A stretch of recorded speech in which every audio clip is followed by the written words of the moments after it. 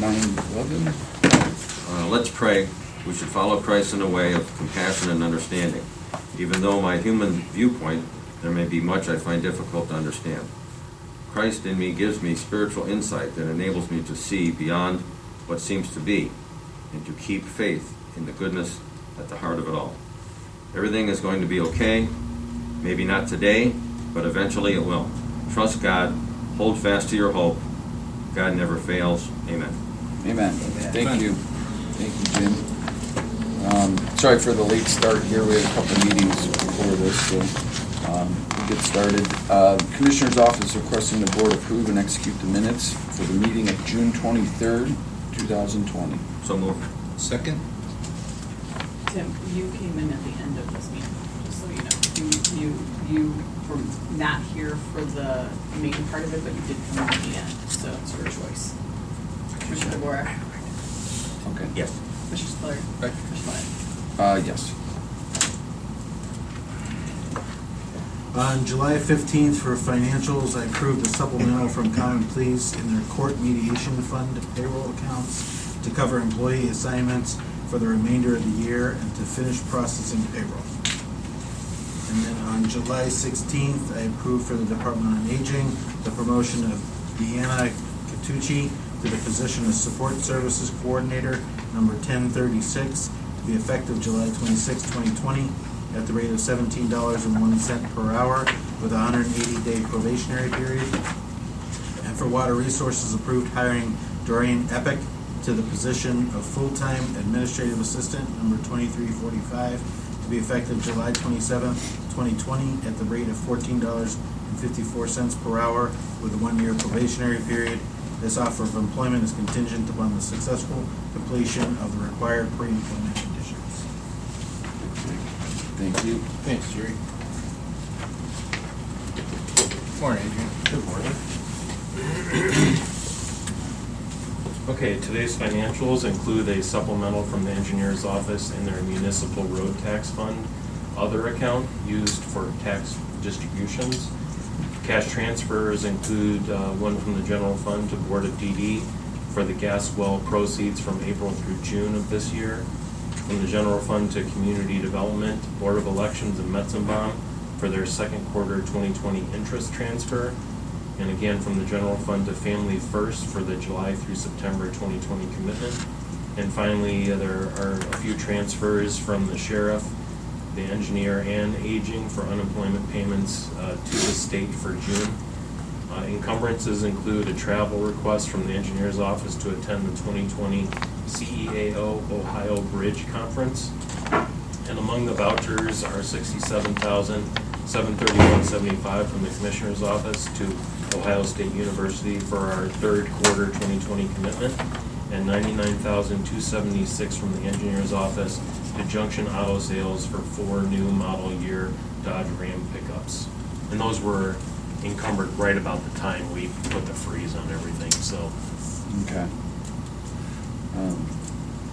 How often do they swap those out, do you know, or not?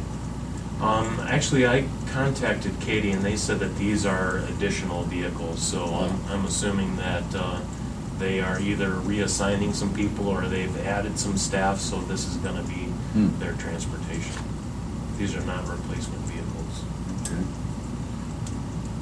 Very good. The interest transfer from Board of Election and Metzenbaum Community Development, what's that again?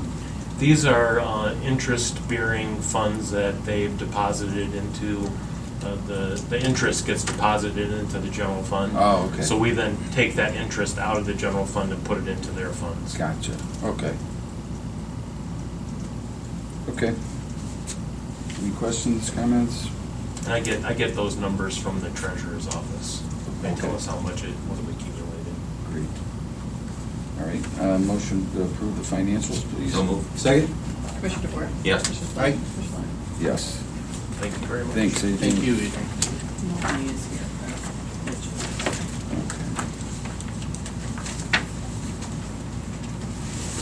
Okay, next we have Lake Geauga Recovery. Mallory is going to give us an update. Do you need an extra chair? Good. And we can add a chair if we need to. Taxes. All that nonsense. Hi. Hi, how are ya? I'm Good to good. see ya. How are you? Good to see ya. How's everybody doing? Very good. Thanks for including us on your agenda Absolutely. today. Thanks for coming. And thank you also for your ongoing support of Lake Jug Recovery Centers and the jail treatment program. Yep. So I'll pass these out. This is very similar to what I've provided you in the past. I did try to just highlight some numbers so you don't have to read through the whole thing and you can read through it later. But I thought it would be interesting to compare last year's numbers. I'm sorry, I'm not taking this. Yeah. To compare last year's numbers with this year's numbers. And of course, Charles is going to talk a little bit more about this also, but because of the coronavirus and that had an impact also. So you'll see the total numbers served in fiscal year 2020 versus fiscal year 2019. So there was quite a bit of difference. But what I really wanted to call attention to, and I highlighted those numbers, as far as those who are successfully completing and reaching all their treatment milestones. So this past fiscal year, 90% of those that participated in JTP met all their treatment milestones versus 82% from last year. And then same thing with jail treatment aftercare. We had quite a bit drop as far as volume. And that's a direct relation to the jail chose to, they were limiting people coming into the jail, and so they wanted us to stop the jail treatment program. So we were not doing that program for a couple months. So then that in turn would affect our aftercare program because that aftercare program is fed by those coming out of JTP. But nonetheless, we had fewer clients, but you'll see there was an improvement in those that met their treatment plan goals, again, in aftercare. So this year, 71% versus 60% last year. And then looking at the 6-month follow-up, at the very bottom of that page, you'll see at the time that we contacted them to do the follow-up report, 72% of them were still sober, and only 11% had reported rearrests, whereas compared to last year, 70% were sober and 15% had been rearrested. So there was a slight improvement there also. What are some of the treatment plan goals? I mean, when it says, 90% and 71% in drug addiction, I mean, those are like, outstanding numbers. I mean, so what are the plan goals? Well, they're individualized, so it depends on what each one of their needs are. So, it could have, like, I guess as far as just being engaged in treatment, where they are as far as accepting their addiction. So the treatment goals are very individualized. It might have something to do with relationships. And this is court order attendance? Jail treatment? Yeah. Mostly. Well, this is the in stuff, but when the aftercare too, is that? That would probably be part of their probation, yeah. Okay. Not everybody that comes to jail treatment is court ordered. Oh, really? Some have requested on their own to come. Okay. That's probably a smaller percentage. Okay. And then I told you the 6-month follow-up. And then on the back page, the reason I included some statistics about residential treatment, very often when people complete jail treatment, they'll either go to aftercare or they might be referred to intensive outpatient treatment, which would be a higher level of care, or very often they would be referred to residential treatment, and that they just may need that level of care after jail treatment. Would that be level 2 program? Residential living, Level 2. like the Red Tulip situation? No, residential treatment is treatment. Red Tulip is a recovery house. Got it. So, so no, these aren't considered levels because these are residential treatment. The recovery houses are levels 1, 2, or 3. Got it, okay. So again, I did a comparison in that first, those that successfully completed residential treatment. So we do extensive tracking as far as outcomes. But one of the things we measure is how many are actually completing residential treatment. And again, you'll see the increase from fiscal year 19 to fiscal year 20 for both men and women. And again, we have consistently exceeded the national average for successful treatment completion, which is roughly 40 to 44%. This past year, 67% of women and 64% of men successfully completed residential treatment. And then recently, that next bullet point, we completed a 5-year analysis, and prior to my being in the position I'm in now, many years ago, I did the statistics in that for Lake Geogga Recovery Centers, and I always remember that Geogga County residents had greater outcomes than Lake County, and it was always perplexing. So we just recently did another analysis, a 5-year analysis, and if you look at the statistics for Geogga County residents, 90% of them completed 30 days of treatment at Oak House or Lake House. And the reason that 30 days is so important to us, for years we have tracked this. Those that complete at least 30 days have a much greater chance of long-term sobriety. So that 30 days is critical. Those who drop out of treatment or leave before 30 days, they tend to not stay sober. And then of those that completed 30 days, 78% of them successfully completed residential treatment. So I think if I were a Geogga County resident, I'd want my loved one to go to Lake Geogga Recovery Centers. And I can't really explain why that is. Sometimes I wonder if it's that they actually leave their county, and if there's some benefit to them being physically out of their county. So I thought that was pretty interesting when we looked at the whole 5 years. And then the other two things that we track are 1-year follow-up. And again, you'll see the increase. This is the follow-up for those who completed in fiscal year 17 and those who completed in fiscal year 18. We wouldn't have the numbers, of course, yet for fiscal year 19. We're just working on that right now. But again, you'll see an increase in those who were still sober and reported an improved quality of life from last year till this year. And then the 6-month follow-up we also do. Again, so you do have the numbers here for fiscal year 19, but again, an increase for both men and women between fiscal year 2018 and fiscal year 19 in our 6-month follow-up. And then I just added, just to let you know, we do have the program Nevaeh Ridge, which is for pregnant women, and women who have maybe more than one child can bring both their children with them to treatment. And so we have celebrated the birth of our 25th drug-free baby between residents at Oak House and Nevaeh Ridge. And then the rest I don't really need to go over, just giving you an idea of kind of updating what I told you last year, where we are as far as our recovery houses. We currently operate 6 recovery houses. 5 are all licensed by the state now. The only one we're waiting to get licensed is the one in Grand River, and that was postponed because of the coronavirus, and they weren't doing on-site visits. We've really expanded our medication-assisted treatment for opiate, for those with opioid use disorder.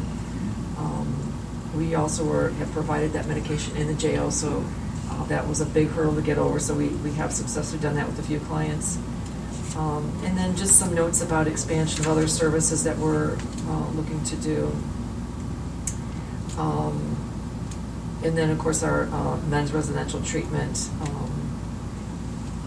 which we did get an OMAS grant for, so we're still gearing towards that. And of course, we do prioritize for Lake and Geogga County residents in all of our programs. So how has the last year been with the Geogga County Drug Court and that treatment plan? I know you're a partner in that team, Yeah. right?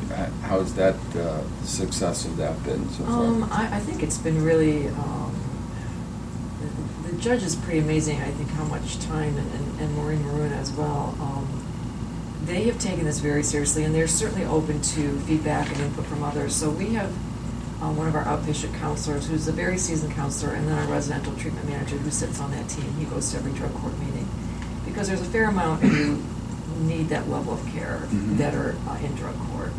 So I think there was a learning curve to begin with, that some of them maybe could just be in drug court and live in a recovery house. And a recovery house is not an appropriate setting if you've not been to primary treatment yet. And so there was just a bit of a learning curve, I think, in the beginning. But they have very creative ideas when it comes to just different ways that might work, different things. They're willing to try new things with people in drug court as to what things might work. And I think it's been really positive. As far as the completion rates on it? I mean, That I wouldn't have, yeah, but wouldn't have the numbers on. Okay. But I think that and what I hear from my staff that go, that the individuals who participate, their response Mhm. to the judge and their response to being in drug court has been very favorable. Good. Would you say with this COVID over the last 4.5 months or whatever, would you say, so, I mean, it's pretty obvious that the numbers have declined as far as intake, right? Mhm. And, I mean, without, and maybe you know the stats or not, but would you say it's safe to say that drug use has maybe gone up over the last 4.5 months, just in general? I mean, if you look at what the state's reporting as far as increased alcohol sales, I also get the report from the Lake County Health District. The overdoses have increased every month, January, February, March. Now, they're still lower than they were in March a year ago, but Mhm. each month they've gone up. the overdoses. So we've taken a turn for the worse. I mean, it was on the decline as far as overdoses. I mean, you know, one's too many, but we were on the right, in the Yeah. right direction, and now that's turned back around and. Again, and- still, it's not as high as last year, but Right. they did go up each month this year. And, you know, this number is concerning to me. It's the fourth quarter number, right? Is that the one that you're looking at is the biggest decline at 25? Those were admissions. Oh, into- okay. Okay. Yeah, those are just those were how many had assessments Yeah. at the jail. And then the number below that is how many participate in group counseling. Okay, all right, so that's 8, right? Yeah. Yeah. And the reason it is last because- year's fourth quarter was 33. Yeah. Well, the program was shut down for Right. almost, was it 2 months? We had one of our counselors on furlough for 11 weeks. Mm-hmm. From So, April so to- when you say shut down, now, who shuts you down? I think Lieutenant Rose was trying to get a handle on if fewer people coming into the jail. Okay. And if we can't provide the service, there was no way for us, we have the technology to do video, but the jail doesn't. I So see. we could have continued to provide some service. We have been doing Zoom groups with all of Yeah. our others in telehealth, but I don't think the jail had that capability. Mm-hmm. Yeah, that's, you know, this is, you know, a ripple effect of this COVID, correct? I mean, this is another, you know, decisions being made without maybe thinking of what's happening 2-3 steps down the road, you know.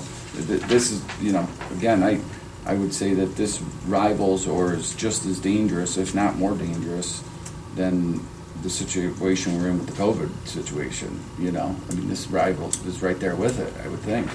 Well, I think everybody's doing the best they can. I know even for Yeah. us, we didn't have all the answers in the beginning, and everybody was scrambling to get telehealth set up, and I can see the jail wanting to protect that population. Oh, yeah, no, I And understand. it's the same as our residential programs. We're congregate settings, and so are they. And you do the best you can to just keep everybody, your Yeah. staff and the inmates safe. So I completely understood their decision in that, and they got us back in there as soon as they Right. could. No, I mean, I understand the reasoning, it's a major, you know, that's a concern, you know, a big concern, I would think. Well, I think the other thing that was happening, I'm not 100% sure, but I'm pretty sure that they were hearing fewer cases at the court also, and so True. maybe they were prioritizing the more at-risk. Mhm. And so if there was fewer cases being heard, then fewer people were being referred to jail treatment. So it wasn't just, there was a couple things that were kind of working Right. against. And I mean, this isn't exclusive to you. I know this is going on throughout all of, a lot of our services, whether it's Department of Aging or it's, you know, Job and Family Services with, you know, child abuse reports or, you know, all these things add up, you know, and you know, so I guess what I'm saying is, you know, weighing the trying to balance, you know, do you cut off your leg because you broke your toe or something? You know, it was one of, you know, we've got, you know, lots of child abuse cases going unreported. The courts aren't working. You know, drugs are going up, and we're not having programs to serve them. You know what? You know, I don't have the answer, but that's frustrating to hear that. I would think. Well, unfortunately, I don't think anybody has the answer. I think Yeah. that's why I said I think everybody's trying to figure out their own plan here. Yeah. We just returned to in-person groups in all of our outpatient offices at the end of June. And so as much as telehealth is great, it's great for people who don't have transportation, or maybe they've got childcare issues, I think it's critical you have that face-to-face contact with your counselor. And I think it's one of the best predictors of treatment success is that relationship between the client and the counselor. And so I was pretty anxious to get back to in-person groups, but we have to do it safely, and like you said, we're always running the risk. I mean, are we putting our staff at risk, or the clients at risk? So you have to weigh all that. You know, I mean, you know, I know over the last, you know, years I've been here, how, what a great job Lake Geogga Recovery Centers has done, and, you know, we're lucky to have that program and in partnership with our sheriff's department and operating the jail. You know, but I think we gotta find a way to, get a handle back on what the direct, you know, we gotta get back on track and try and get these, cause my guess is that, you know, people are finding other avenues, and if this isn't available to them, we're gonna see those numbers take a turn for the worse, you know. Well, it is available now. We just, Yeah. we had, and Charles is gonna talk a little bit more about the numbers, but we did have one of our staff from the jail on furlough.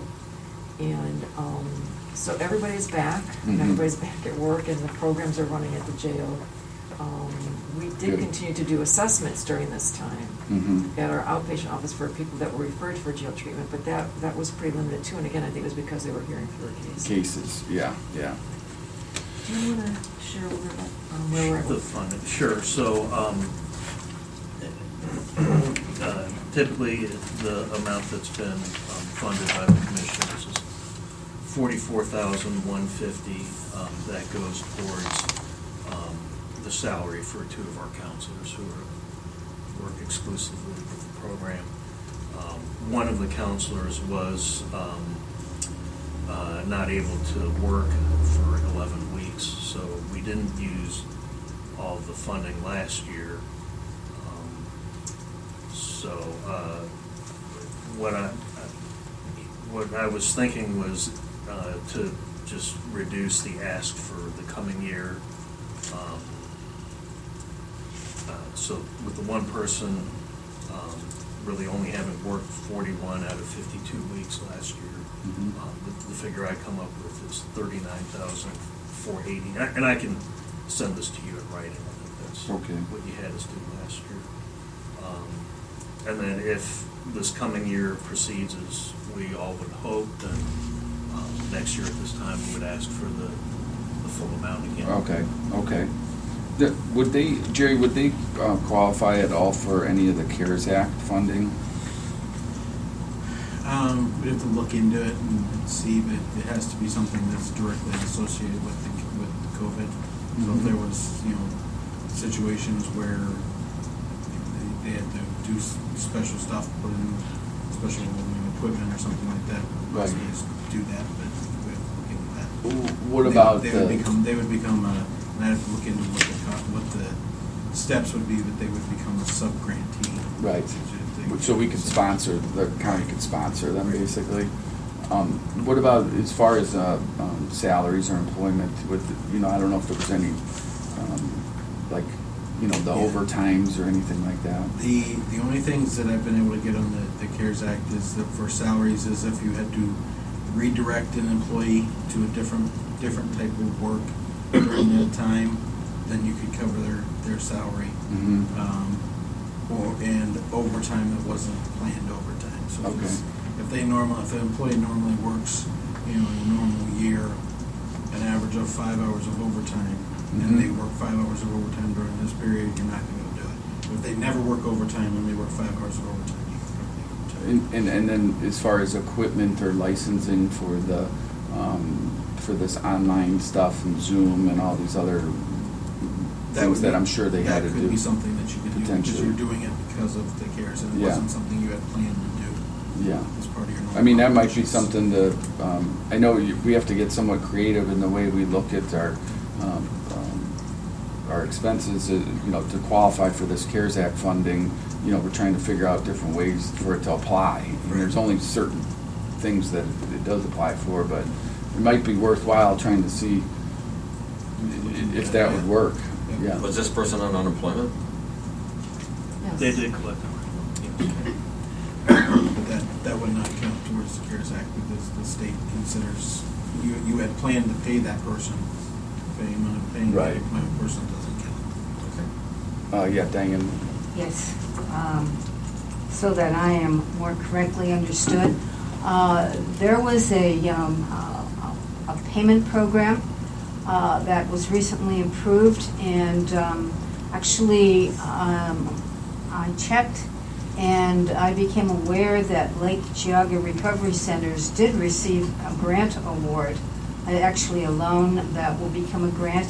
Could you clarify for me for a little bit more about the details of that award? Yes, we, like a lot of other small businesses, applied to the SBA for the Payment Protection Program loan. These two positions are not covered by the loan that we received. It allows for, I think, up to 25% towards other expenses, so we are not submitting these two positions towards the reconciliation funds we got. Use other allowable expenses like rent and utilities in their place. okay. Very good. Great, well, yeah, that sounds fine, you know, and we appreciate you bringing that forward about the 11 weeks minus payment, and we'll be happy, I'm sure, to get back on track next following year with the same annual. So, again, you know, we support this program, and this board, I think, always has, and we appreciate the success rate and what you do for Geauga County residents, and, you know, this is very important. I think to stress how important it is in this day and age right now. I think there's probably a lot of very frustrated people out there and in tough situations right now, and this is unfortunately the result or impact of all this is, you know, they end up either with their sheriff or you know, dead, or hopefully they find a program like yours, you know. Yeah. But thank you very much. Thank you for your support, we appreciate it. Yeah. And then Charles can follow up with an email that. Yes, yep, if you wanted to send it to Jerry or Christine. All right. Thank you so much, very much.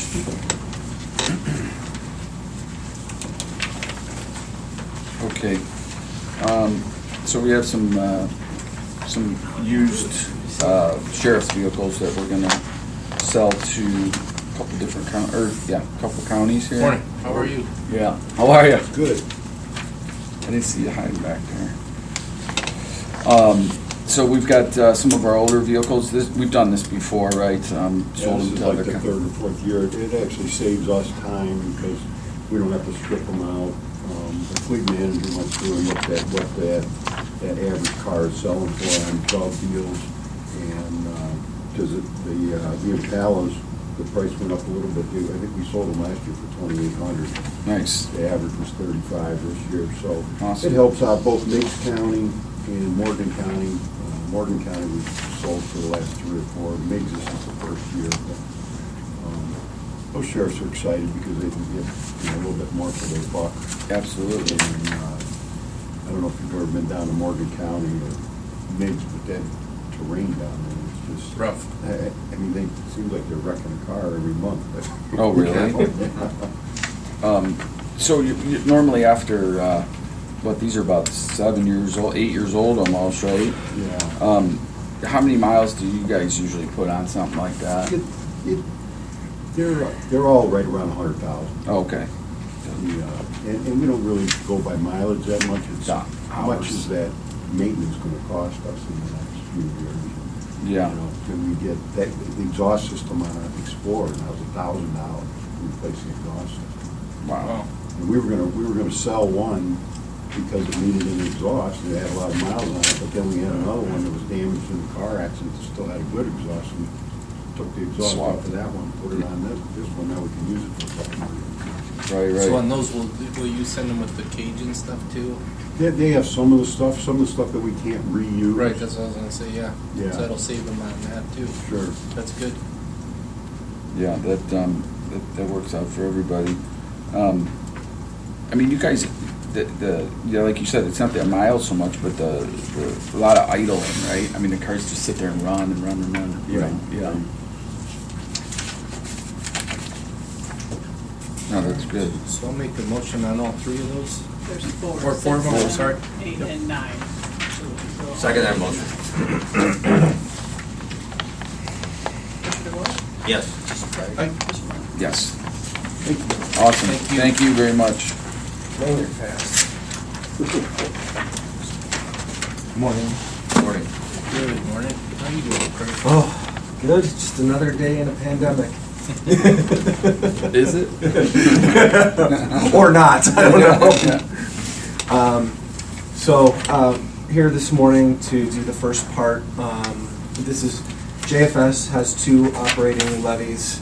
That we had one, and then in 2015, as you remember, when we were dealing with the height of all of the opiates and crisis and the costs and everything, but we had the additional levy, which the county thankfully supported. They renewed that levy this past spring, the 0.5 mil. This one that we're asking to renew is our original operating levy, which started in 2005, which is 0.7 mils. And expect to generally yields about $1.5 million annually. So it's our second of two renewals. And one of the things, now that we're, going through campaign season, one of the things I'm gonna be thinking about going forward is maybe we should combine these or do something, down the road so we don't have to be on the ballot back to back every time asking for, a renewal. So it's one of the things Yeah. going forward, because it's a lot of work, as you can imagine. But it's not a new tax, it's a renewal, it's not gonna change anyone's tax bills. And now, is this one specific to anything different than the They're other one? Or They're identical. Okay. So it's, the millage between both is 1.2. It's just they Yeah. happened, we had one, and then we did the additional, I see.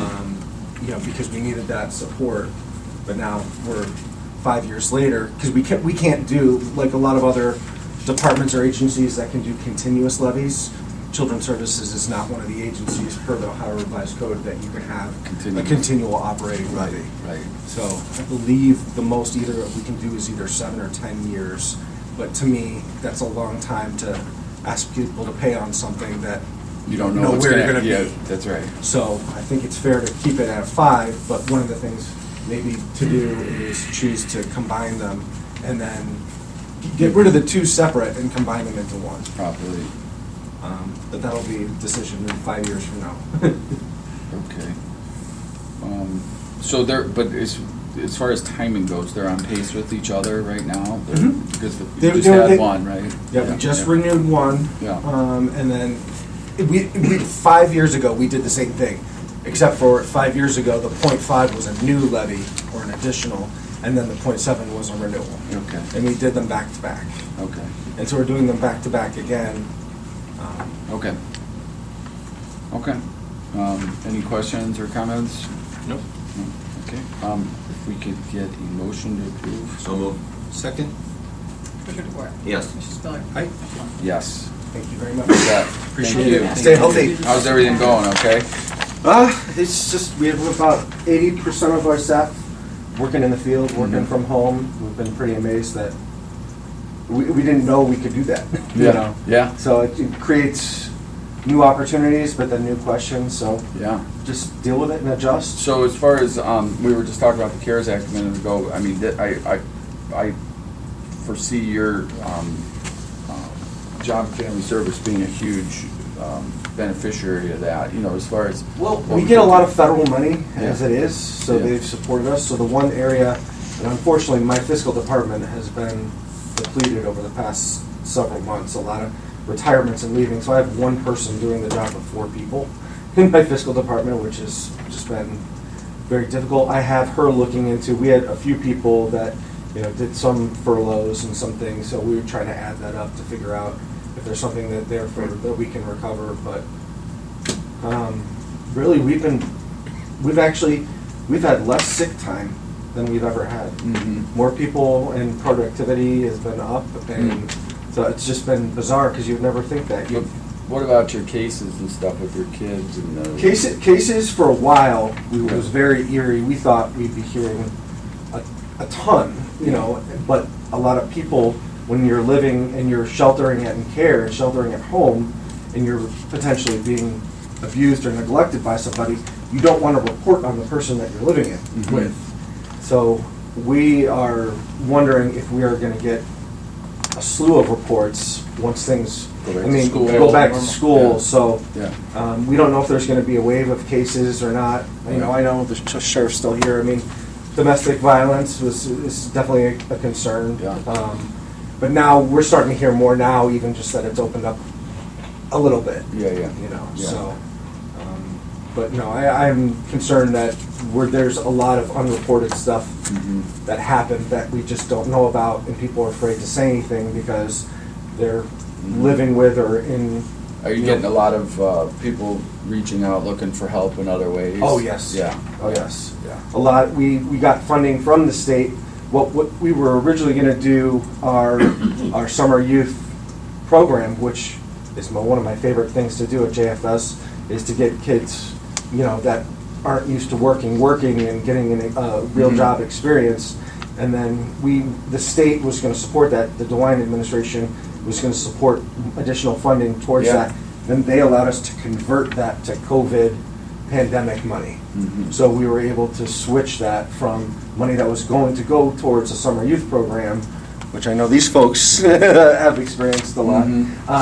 But we couldn't have that, obviously, because all the job sites were shut down and everything. So we were able to convert that to emergency money to help people pay bills, get groceries. I mean, real bare bones stuff. Real world stuff. Yeah. Yeah. So, Yeah. Well, yeah. thank you. Absolutely. Thank you Thank you. I know. Okay. So now we have maintenance. Ryan? Morning. Hey, Glenn, how are you? Oh, great. Sad day and a good day. So, Kevin Cunningham has taken a position with our maintenance. He was hired about a year and a half ago as a janitor with that program that we started with the janitors. Outstanding guy. He's always trying to improve, trying to step up and everything. It's a great position for him going into the maintenance. Plus, he has a family. Back to the 8 to 4:30 job. Our janitors work from 12 to 8:30 at night. So, like I said, I really don't want to see him leave the janitor, but it's also encouraging to see these guys move up. Sure. Good. And go on to bigger and better things. So here I'm asking him to move him into the maintenance worker position, and then number 12 would be to go out and advertise for another janitor. Okay. Very good. If we could get a motion. Make a motion on 11 and 12? Commissioner Ward? Yes. Commissioner Spillier? Aye. Yes.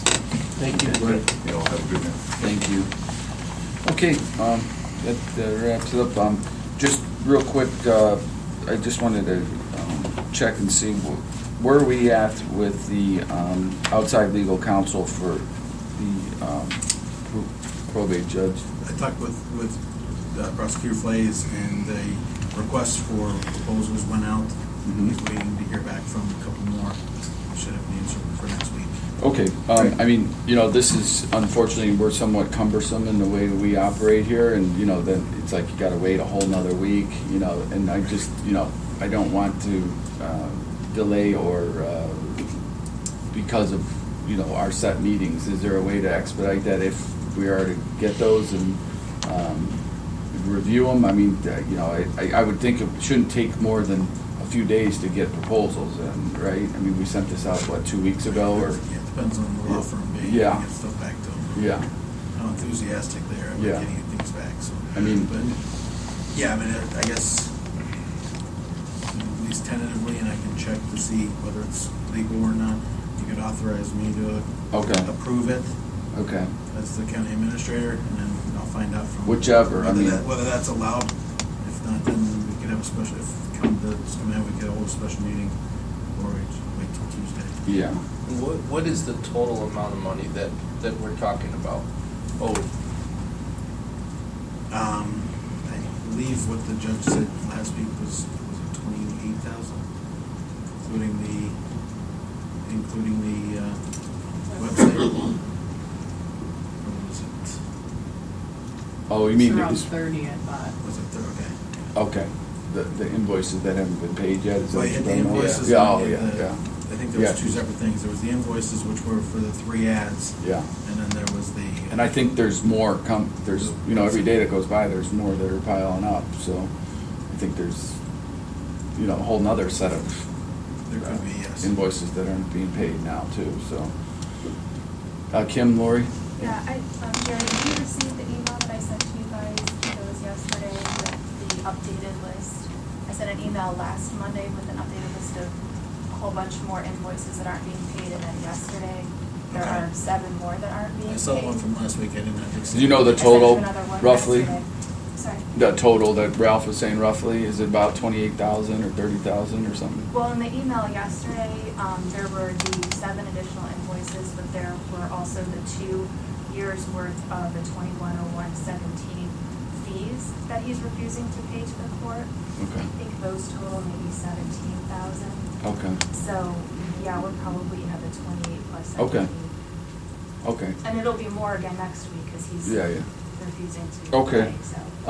Yeah, I mean, that's another reason I'd like to, I respect the judge and the auditor both, but, the judge is requesting representation. He's given us, a couple of ones that he's comfortable in working with, that I have no problem, honoring his request, who, I think it's somewhat of a reasonable rate. The one came in around $300 an hour. I don't know if we're gonna wait and see if anybody can beat that, but I think we gotta take into consideration not only just price, but, quality of representation too. And, I respect the judge and his request, so I'm comfortable with the law firms that he's provided.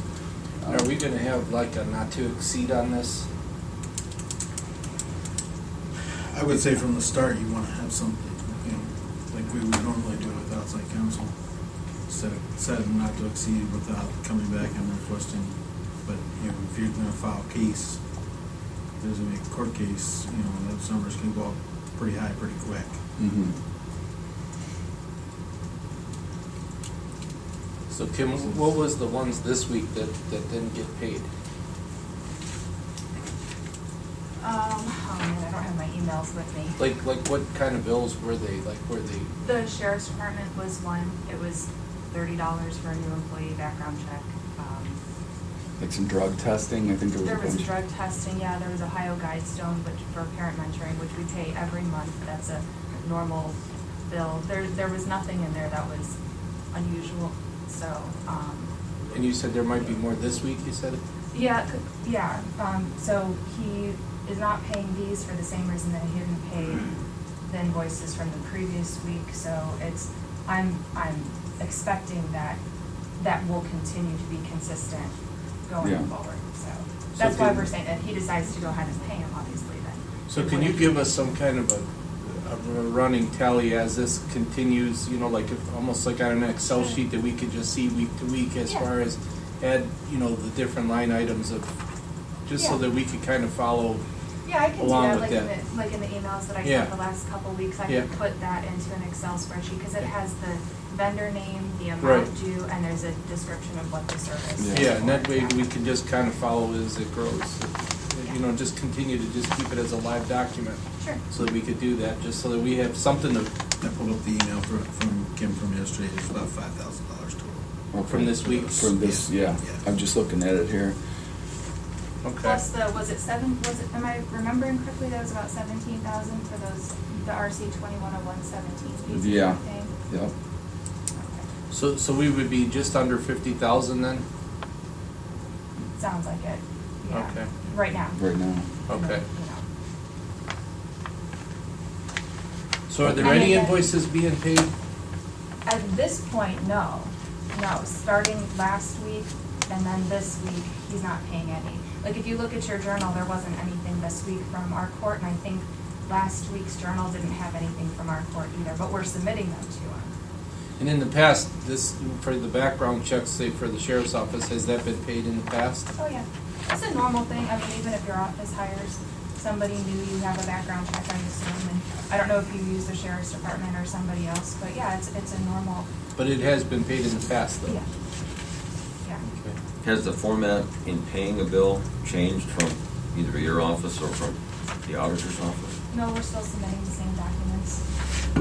Is he requested it submitted differently though, I guess? Is that the question? Last week, he said that he doesn't like the order that we provided the pages in.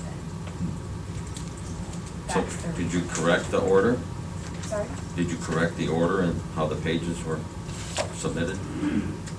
Well, what do you mean by correct? I mean, there is no set determined correct way to provide the documents. We're providing the statutorily required documents, including a court order. We're providing the purchase order, we're providing the court order, we're providing the invoice.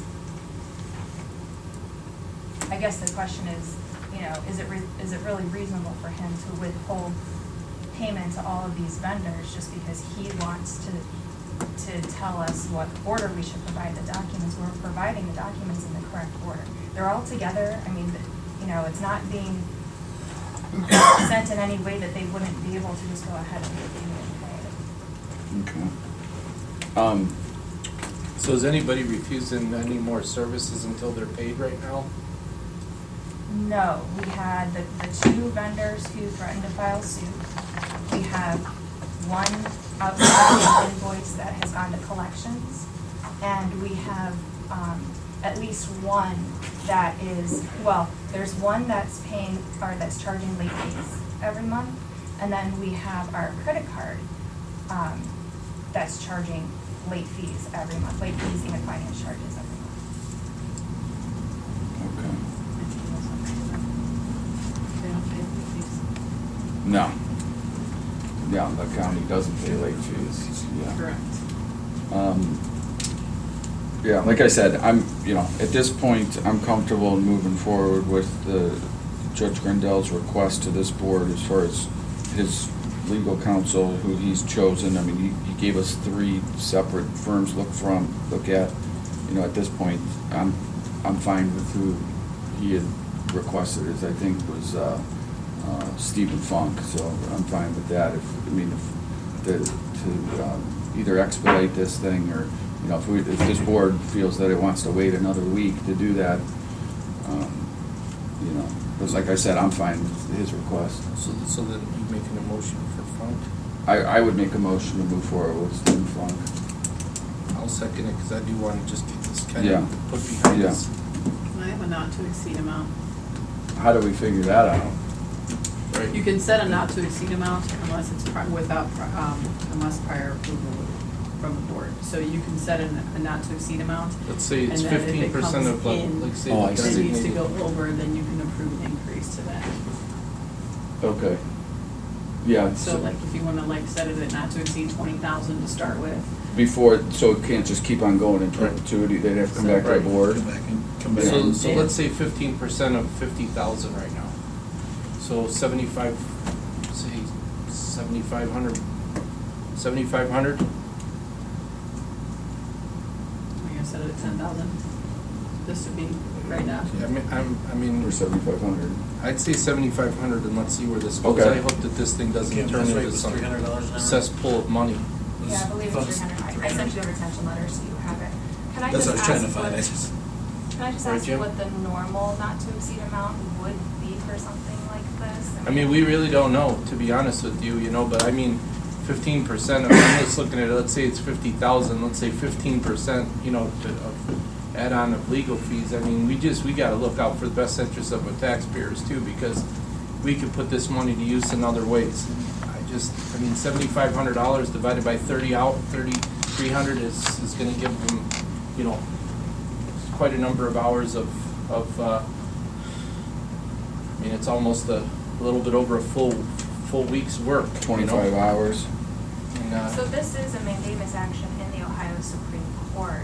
So what would happen if, let's say that, You just have to come back and and then, you know, we'll add to it if need be, but we don't just wanna just open up the checkbook and say, have at it. I mean, it's like, we gotta be able to somewhat, you know, if we're gonna spend $60,000 to pay a $50,000 bill, this is crazy, you know? I mean, it just. well, we- it is crazy, that's why we've been Right. spending the last 2 years trying. Right, but I'm just to saying, resolve we this just without have to be having careful what we're gonna do. We're not gonna just, you know, just say, have at it and, Right. and build a, you know, we gotta draw the line in the sand here too.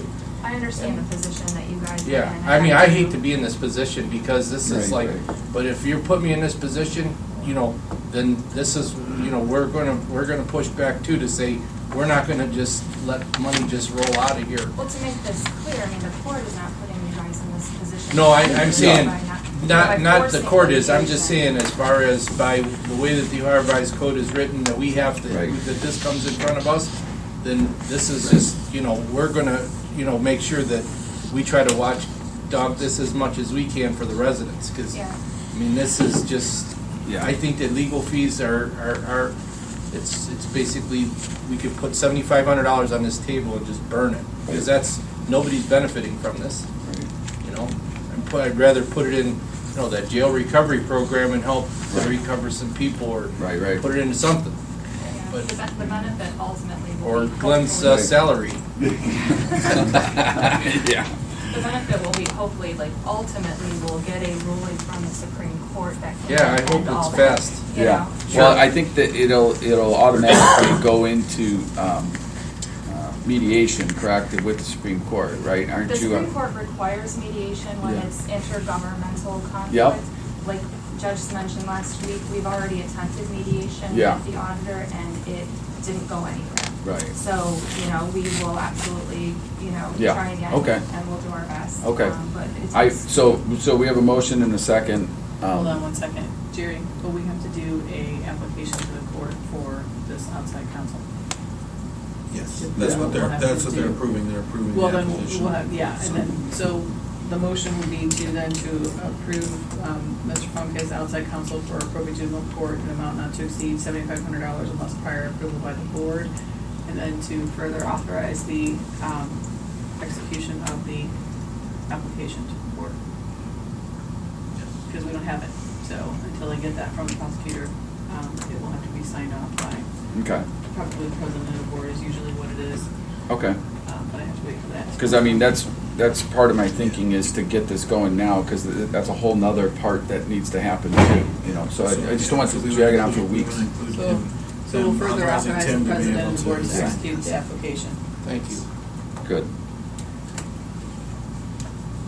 And I think, like I said, $7,500 should be a good start, and if it comes back and it's looking like it's gonna be something more, then we'll reassess it and go from there. Right. You know, I mean, I think that's fair. I think it's fair. You Yeah. know, my worry would be, you know, what if we start down this path and then you guys don't want to continue, you know, Well, ultimately, we need to have an answer. We need to Yeah, have a I don't think resolution. it's if we want it, to some extent,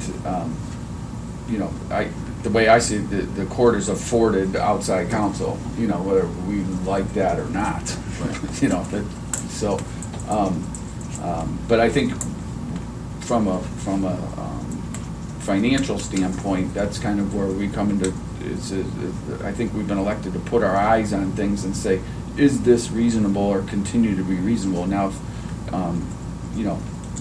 to get this so it doesn't spiral into hundreds of thousands of dollars in some long drawn-out legal thing, I think that's where we would, but again, that's 25 hours of service. I think that's a good, hopeful start.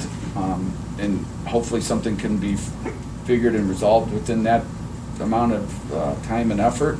If not, then, you know, we'll,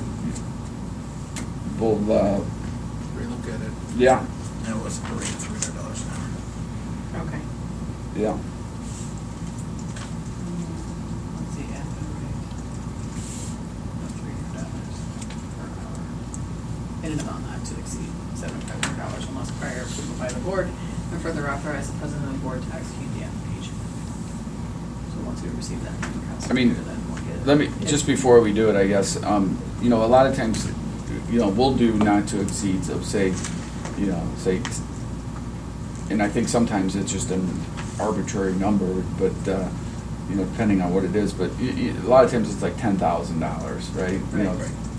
so why don't we say, That's what our, When we do it. When I bring the next contract to you. Yeah. It's gonna be. so why don't we do the same thing? Why don't we say $10,000? Is that all right, Ralph? Right. I'm just saying, you Yeah. have to just watch Doug, this Yeah, could get out. and I think control. both parties understand that. You know, talking to the judge and Kim and talking Auditor Walder as well, I think they all agree in that they don't want to spend a bunch of money on this thing. So, Well, and you just know. so you Yeah. know too, that what you're gonna wind up getting in this now is the auditor's gonna come to you. If the court files that case. Yeah. The auditor's gonna come to you for an outside counsel. Right, The right. prosecutor can't.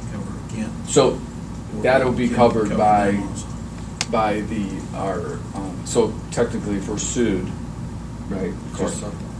Our I insurance. have to look in course because I don't know how that works when it's interdepartmental.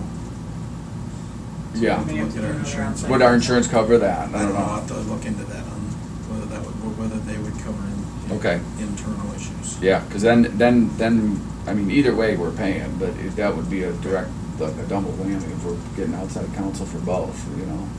But I mean, in our insurance company, we're paying, you know, that just goes with our premiums too, so I mean, Yeah. regardless, we're paying it.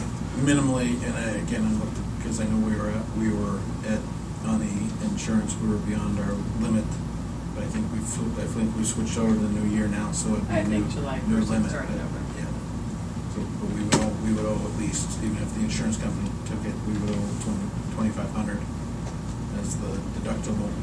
And then if the amount reached over 25,000, then We would pay the difference. come back to paying it. I see, okay. Okay. All right, so what's our motion look like now? To approve Stephen Funk as outside counsel for the probate juvenile court at the rate of $300 per hour and amount not to exceed $10,000 unless prior approval by the board, and further authorize the president of the board to execute the application. Okay. And you made a motion and Ralph seconded the motion. Yep. Commissioner DeWark? Yes. Commissioner Aye. Spillier? Commissioner Flynn? Yes. Okay, and then, so this will go to the court and then it'll come back. Do the application and bring it Okay. down, and then we'll have you sign it. All right, is And that, then they can file it. Yes. Okay. Oh, thank you. okay, very good, thanks, Kim. And then just a couple other notes, well, I just want to note that the location for Friday's work session, for the special meeting for the work session, will be in the lounge school building at the fairgrounds. okay, and that's at 1 PM. Okay, very good.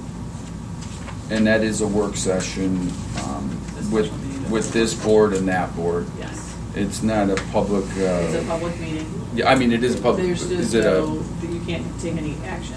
action? Okay, yeah, It's just for information and discussion. gotcha.